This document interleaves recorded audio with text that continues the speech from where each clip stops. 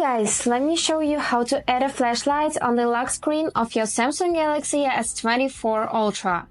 But before we start, don't forget to follow to see more useful content. So the first way is to unlock the phone and then press and hold the screen till it requires the passcode.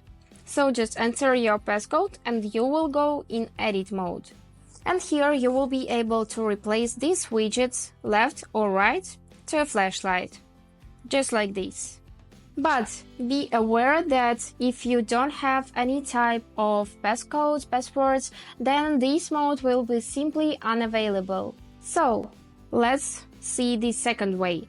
Save the changes by clicking down button and now unlock your phone and go in settings.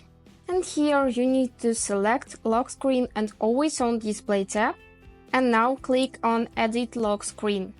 And here you can do the same thing, so you can replace the right widget, for example, to a flashlight.